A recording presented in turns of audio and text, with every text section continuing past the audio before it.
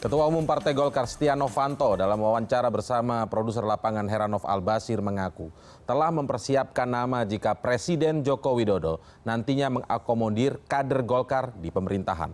Selain itu Novanto mengungkap Golkar akan memperkuat eksekutif, bukan malah membuat gaduh setelah keluar dari Koalisi Merah Putih. Bagaimana dengan formatur terbaru dari kepengurusan DPP Golkar 3 tahun ke depan? Apakah Setia Novanto akan mengakomodir pihak kubu Agung Laksono atau dulu dikenal dengan Munas Ancol? Berikut petikan wawancara Heranov dengan Setia Novanto beberapa waktu lalu. Pak Novanto, kita tahu nama Pak Robert Kardinal, kemudian Pak Idrus Marham dan Pak Nurdin Halid yang kita tahu bahwa itu berasal dari katakanlah kubu dari Pak Ical sebelumnya. Bagaimana dengan mengakomodir dari pihak Pak Agung Laksono dalam kepengurusan DPP nantinya, Pak? Ya, memang ini waktu sangat pendek sekali di dalam pengurusan ini. Ini saya sudah lakukan, terutama sebelum saya terpilih juga di fraksi. Saya selaku ketua fraksi menyatukan antara kubu Pak Agung dan juga kubu Pak Abu Bakri. Dan tentu di dalam pengurusan dan waktu dekat ini, itu saya akan masukkan dari kedua kubu ini. Kemarin memang hanya susunan yang ada, karena waktunya memang waktu yang sangat pendek, tapi berikutnya nanti adalah orang-orang yang penting di Pak Agung pasti akan masuk, seperti Pak Jainuddin Amali terutama ya, karena sebagai ketua OC itu kita menjadi prioritas.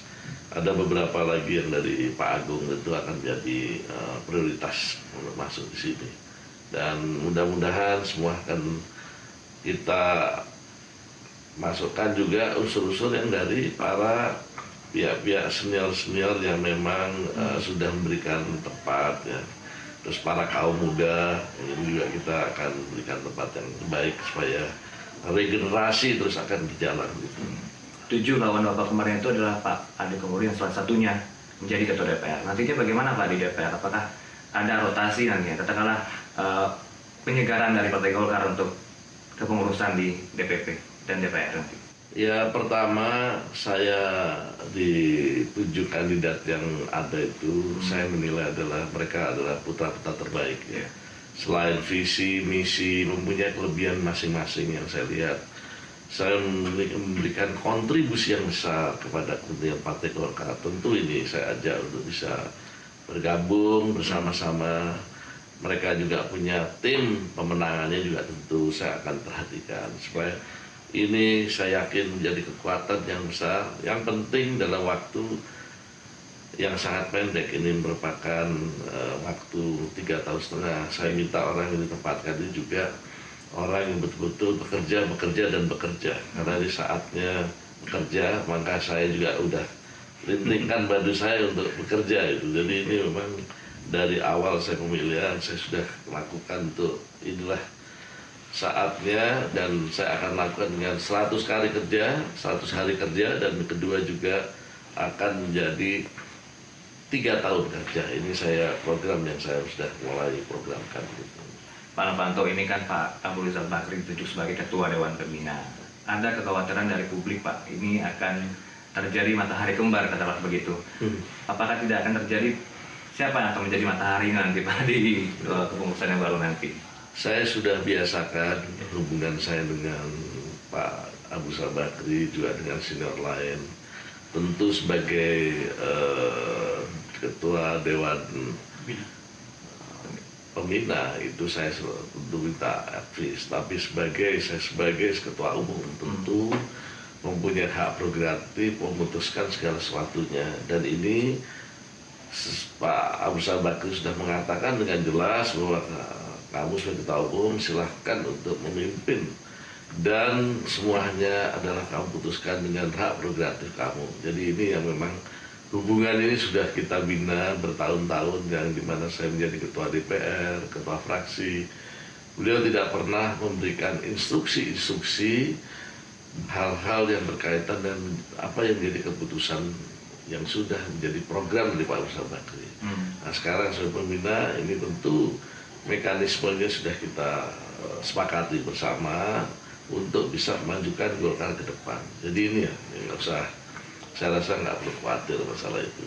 dalam hal pengambilan kebijakan strategis Pak Abu Rizal Bakri ini juga didengarkan nanti suaranya. Apakah nanti keputusan Pak Abu Rizal Bakri ini harus ditindaklanjuti atau keputusan ada di tangan Bapak nanti, Pak? Ya, pertama Pak Abu Rizal Bakri adalah seorang yang profesional, yang orang bijaksana, dan dia mengerti beliau itu apa yang harus dilakukan dalam memberi nasihat-nasihat.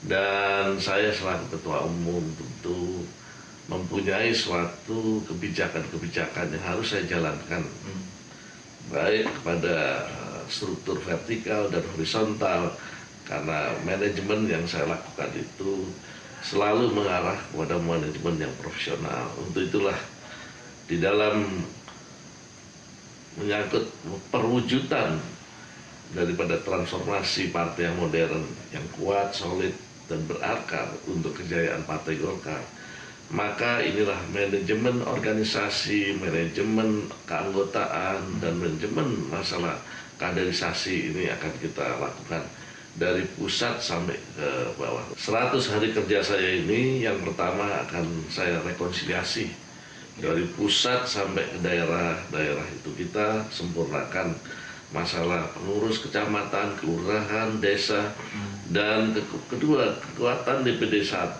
ke DPD 2 itu akan kita perkuat. Dan ada juga yang berkaitan dengan 3 tahun hari kerja ke depan. Yang pertama tentu saya akan menyiapkan dalam mewujudkan transformasi partai yang modern. Karena kita sudah janji saya pada saat saya keliling ke 34 provinsi, maka saya sudah minta izin sebelumnya kepada DPD tingkat 1 dan 2 untuk kita mengimplementasikan, mewujudkan kerjasama dengan pemerintah. Karena kita, jadi zaman Pak Rizal Bakri, secara legislatif telah membuat suatu program yang berkaitan adalah visi negara kesejahteraan sampai 2045. Ini kita wujudkan untuk bisa membantu pemerintah. Pak Novanto, ini kan kemarin sudah diputuskan bahwa Golkar ini sudah keluar dari koalisi Merah Putih, ya Pak ya? Iya. Bagaimana Golkar memperkuat pemerintah nanti? Ada kekhawatiran nanti Golkar akan seperti di era Pak SBY, malah menggerogoti pemerintahan Pak SBY sebelumnya. Begini, pertama bahwa apa yang dilakukan Pak Rizal Bakri di dalam memimpin KMP ini kan sangat baik ya, dan kekompakannya, dan tentu ini apa yang sudah dibutuhkan Pak Rizal Bakri saya harus menindaklanjuti. Tetap bergabung dengan pemerintah, itu pun sebelumnya sudah bicarakan dengan Pak Prabowo ya, sudah bicarakan dengan teman-teman yang lain ya. Tapi KMP ini berjalan semuanya dengan baik gitu. Berjalan dengan seksama. Saya melihat adanya positifnya KMP, yaitu kalau ada hal-hal menyangkut masalah pemerintah itu hanya memberikan suatu koreksi-koreksi secara konstruktif ya. Ya tidak ada hal semuanya. KMP tidak mendukung kepada pemerintah. Tidak ada yang tidak mendukung kepada pemerintah. Tentu saya akan lebih dulu konsultasi kepada KMP karena Pak Tandu waktu itu kan Pak Rizal Bakri. Nah, sekarang bagaimana yang terbaik untuk masalah ke depan? Kalau Pak Rizal Bakri masih bersama-sama untuk melakukan itu dan dikendaki, saya pun tidak ada masalah gitu ya di dalam hal masalah memimpin KMP tersebut ya. Oke, Pak Novanto, kita mendengar bahwa ada tawaran dari istana, katakanlah begitu, untuk Golkar nantinya 2 kursi. Siapa kader yang sudah dipersiapkan, Pak? Kabarnya Pak Idrus Marham nih untuk maju ke istana. Saya tentunya sangat terima kasih sekali kepada pemerintah ya, bahwa di dalam pemilihan presiden, kalau ada reshuffle itu hak prerogatif presiden. Apapun yang diputuskan tentu saya akan memberikan apresiasi dan menghormati.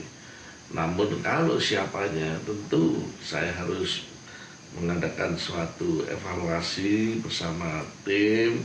Nah nanti pada akhirnya saya bikin surat kepada presiden. Ini kalau masih ada kesempatan yang baik dan juga betul-betul kader Golkar ini diberikan tempat, tentu ini akan menjadikan penghormatan saya selaku ketua umum Partai Golkar. Ini tentu memberikan apresiasi yang penuh untuk mendukung apa yang kalau seandainya ini memang ada kesempatan untuk diberikan akan kader kami untuk masuk kepada jajaran itu. Gitu. Jangan-jangan 7 lawan Bapak di pemilihan ketum kemarin ini sudah dipersiapkan, mungkin disodorkan namanya Pak. Bagaimana dengan komunikasi Bapak sejauh ini dengan 7 lawan Bapak kemarin di Ya, pemilihan? ini 7 kandidat atau penjuru angin ini kemarin memang terjadi pada saat sebelum pemilihan. Ya, memang 7-7-nya itu berbeda pandang dengan tim saya. Tapi secara pribadi saya pada waktu itu hubungan terus saya lakukan secara harmonis mungkin. Tentu saya sangat menghormati, menghargai daripada calon caketum pada waktu itu, dan terwujudlah pada hari ini. Saya sudah memberikan suatu konkret kalau ini mau bersama-sama tentu akan menjadikan, dan ada beberapa yang memang sudah seperti Pak Indra Bambang Toyo sebelum adanya pemilihan sudah mengatakan bahwa sama-sama bergabung. Ini memberikan apresiasi saya gitu, kepada yang memang sebelum ada pemilihan sudah memberikan kontribusi besar untuk bergabung. Ini tentu menjadi perhatian dan akan menjadi catatan saya. Gitu. Baik, terima kasih Pak Setia Novanto. Kita tunggu janji Bapak untuk menggerakkan mesin partai dan upaya rekonsiliatif demi kejayaan Golkar yang 2 tahun terakhir kita tahu bahwa dilanda konflik. Demikian perbincangan saya dengan Ketua Umum Partai Golkar Setia Novanto, Heron Bashir, Bali.